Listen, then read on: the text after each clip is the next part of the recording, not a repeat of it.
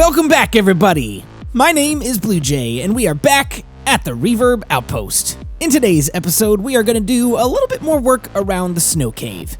And we're hoping to finish it up today, and not necessarily completely with the aesthetics, but more the practical usage of everything that, is in our starter house.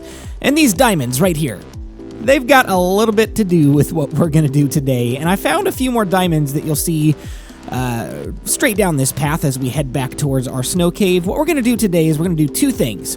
First, we're going to build a starter storage area because we need to get organized. We are pretty disorganized at this point. We just got stuff scattered about inside our cave, outside our cave, just kind of everywhere. And so we want to clean that up a little bit and get organized from the very beginning here. And then the other thing we want to do so we can get these diamonds, we want to build an enchanting area just so we can get all set up, ready to go with our enchantments. And hopefully sometime soon, maybe even today, we'll get a pickaxe with a Fortune 3 on it. So let's get going. Okay, so we already mentioned this, but here it is anyway. The current projects for today, starter storage and the enchanting room. And this is our blueprints book and quill. We made this a few episodes ago, and we want to start using this on a pretty much every episode basis, just so we can get an idea of what we're going to do in the episode, so you guys can know from the very beginning. So I've also got a supply list of basic supplies that we need for each of those rooms. That doesn't include necessarily like the building blocks, design blocks kind of stuff. It's more like the practical stuff that we need. So for the storage room, we need chests and item frames, and for the enchanting room, we need the enchanting table, which we already have, and bookshelves. So we're going to need to make all of that stuff. I'm going to craft all of that up pretty much all off camera, and then we'll start building our rooms. So one thing that I normally do that's been kind of difficult to do so far in this series is pre-build stuff in my creative testing world. Because rooms like this, they're a little bit random, and they don't always come out the exact same block placement unless you're very tedious about it, and that takes just way too much time to do. So I went ahead and just did some tinkering in here and carved out a couple of places where we're going to place down our chests, and I think it looks pretty decent. I'm going to do a lot more pre-building in the creative testing world once we get into like the main base area, because there's going to be more specific like room designs. This is more just like a natural, we cut this out of the side of a mountain, but it's a snow cave kind of thing. This isn't supposed to have like a structured feel to it. It's mostly supposed to feel like natural and random, and yet we have somehow fit our home into this snow cave. So, oh, we can't actually put those there because our chests won't open, and I just did it again. So solid blocks, if you don't know this, you can't place any solid blocks directly above any chests because they won't open at that point. Naturally, that makes sense because if you have something over a chest, it won't open. But if you do put half slabs over it, which unfortunately there are no snow half slabs, if you put half slabs over a chest or stairs, either one of those will actually allow the chest to open. So just a little bit of tips and tricks just in case you didn't know that kind of stuff. But we're just going to keep on placing these chests in here. And while we're doing that, something I wanted to talk about with you guys for just a second. I just quickly want to talk about plans for the next couple of episodes, and as you guys can see, the lighting bug is still not fixed in the game at the time that I'm recording this, so hopefully that will be fixed relatively soon. No word at all as to when that's supposed to happen, but hopefully they're, working as fast as possible on it so we can get that fixed. But we can't really finish the cave until we have a couple of things. One, that's working lighting, because we need to be able to hide our lighting, and right now, I don't trust torch placement for anything. So we're going to have to hold off on finishing the lighting for our entire cave until we can get the lighting bug fixed. And then the other thing that we need to wait on is we need a Silk Touch pickaxe in order to grab some packed ice. That's what it's called. We need packed ice, and we also need some stained glass. And we're going to have to remove these blocks as well. There we go. So we should be able to open those chests now. So we need packed ice and we need stained glass in order to finish this cave, and we may have to wait a little bit of time on that. We may be able to get the Silk Touch pickaxe today when we finish our enchanting room, but again, enchantments are kind of random. Don't know what you're going to get all the time, so we'll just have to wait and see what we get later on in the episode. So Silk Touch pick to get the packed ice, and we need stained glass to finish off all of the details for this cave.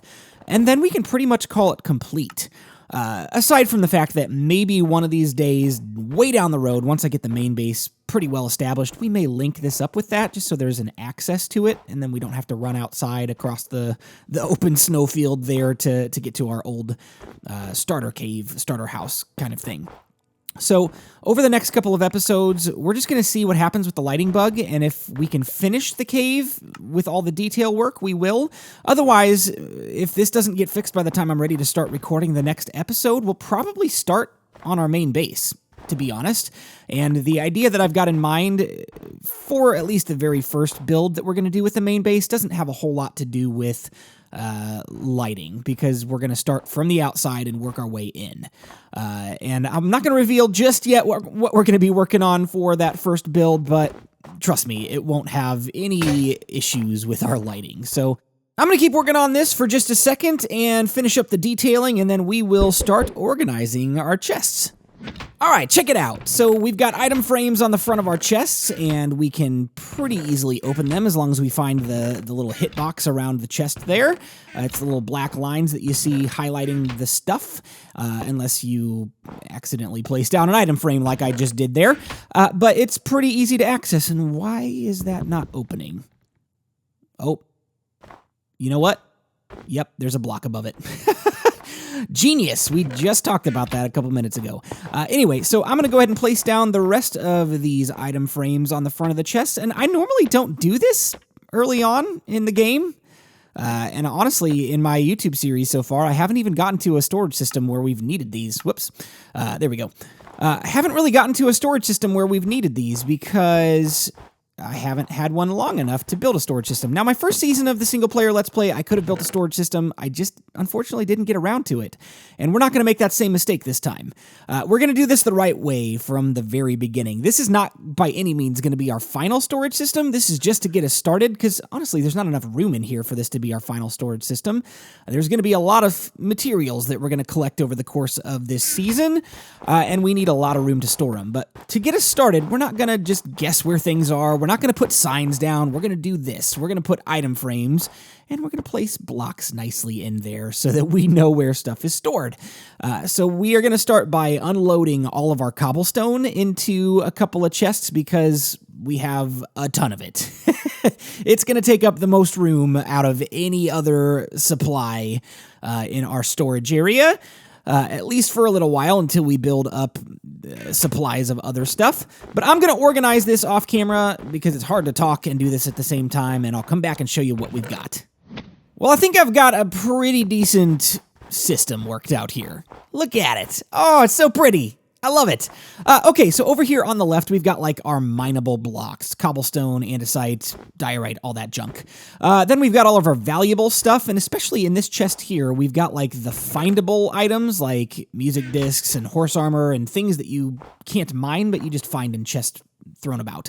Then we've got all of our random stuff over here, like food and mob drops and wood and craftable items and tools and like this, the craftable items chest. All the random stuff that we need a place for, but don't need like specific chests completely assigned to them. We don't need a whole chest for crafting tables yet, or books, or paper, or anything like that. We just don't have enough of those supplies to justify giving them their own chest, so it's kind of the craftable items chest. So I think we can call that project complete, and now we're going to go ahead and carve out a little bit of space for our enchanting room, which is the very next thing that we're going to work on together. All right, so when I said a little bit of space, I actually meant quite a bit. This took a lot longer than I had hoped to dig out, but we are here. And this wall right here, it actually bumps up right against the starter crop farm, so we need to be careful not to break into that. So let's grab our enchanting table and throw it down right there. And that should be the place that it's going to stay permanently. We're mainly going to get this room functional today. We'll finish all of like the snow placement. We haven't finished that just yet, but I wanted to get the bookshelves in place before we did. We're going to get it functional, but we're not going to completely finish the design, as already mentioned. Man, I wish I had a Silk Touch axe at this point. Now I gotta go craft that again. That's okay. So we're gonna get it functional. We need the other things that we talked about earlier, that packed ice and stained glass, before we can finish the design of this room. So we're gonna get it functional, and that's about it. And the other thing that I'm gonna do, I left the bookshelves in the front corners here, but I didn't put the bookshelves in the back corners because you guys have gotten on me for this before and said, hey, you're wasting bookshelves. You don't need to do that. So we're gonna take that advice today. We need to craft up a couple more bookshelves because we're running low here, and then we should be able to finish this up. And just like that, it's finished. And I changed my mind actually on the front corners as well. Went ahead and took them out because I got a cool idea that I want to do with the front. We're gonna put some packed ice down there and make it really cool, like the entire thing is encapsulated in ice at some point, whenever we can do that. So this whole area is finished, and what I want to do now is I want to go craft up a tool. Or not craft up a tool, we've already got one. We've got a diamond pickaxe here. And then we also need to grab some lapis for our enchantment. 8 should do it because we only have one level 30 enchantment available, and that's probably all we're going to do. So let's see what we can get here. Unbreaking 3 was the visible enchantment on the pickaxe when I threw it up there. Let's see what we get. Well, bummer. Just Unbreaking 3? Come on. Oh, there's the Fortune 3 that we're looking for. I don't want to do this, but I'm going to go mob hunting for a little bit and try to get back up to 30 levels. Well, it's going to take a few minutes. Be right back. Okay, so we're back up to 30 levels. I need to get an XP farm as soon as possible. We found that zombie spawner. Maybe we'll have to transform that into an XP farm at some point. I was really hoping to find a skeleton spawner by now, but I haven't. But I'm sure there's one around somewhere. I think we left our lapis up here. Let's go get that really quick. There it is. And that should be all we need. Okay, let's run on back into here and grab our Fortune 3 enchantment. And throw that in there. Oh, that's the wrong slot. What are you doing? And you know what? Before we do that, oh, Silk Touch. Is that not a thing anymore? Really? It used to be. You know what? We're going for Fortune 3 today. We're not going to mess around with Silk Touch just yet. I know we need that packed ice, but I need to get those diamonds. Those are more important to me right now. It used to be a thing where you could get the same enchantment regardless of what type of tool it was. It didn't used to be unique to the tool. I'll have to do some experimenting on... Oh. Wow. Well, let's go back down and grab our supplies. It's a good thing we're done enchanting, because we just lost all our levels. All right, so here's the moment of truth. How many diamonds are we going to get with our Fortune 3 pickaxe out of 3 ore? Hey, that's not bad. 7 diamonds out of 3 ore. Let's run on down here to the other little vein. Man, I haven't found a good one yet. There's 3 diamonds there. And there's 2, if I remember correctly, up here. I'm looking for like a nice big 8 diamond vein so that we can get a ton of diamonds. I think 8 is the max that you can get as far as ore goes anyways. You can get a ton of diamonds out of that with a Fortune 3 pick, but let's see what we get. 8 and 9. That was not as good. But hey, pretty decent. 9 diamonds for today with a Fortune 3 pickaxe. I'd say we're not doing too bad to get started. The last thing that we need to do in today's episode is answer our comment question of the day, and it says, how quickly do you think you could gear up to take down that monument with being a parent, having a job, and being a YouTuber? Warbringer.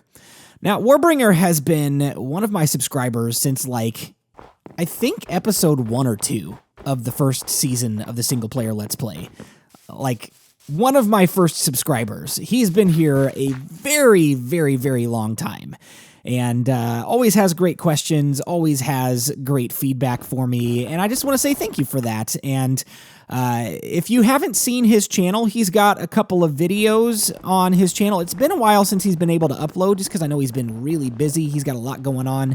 But go check him out if you've got a chance. Go say hi on his channel for me. So I wanted to mention also, while we answer this question, I built this little snow golem farm that we can get lots and lots of snow.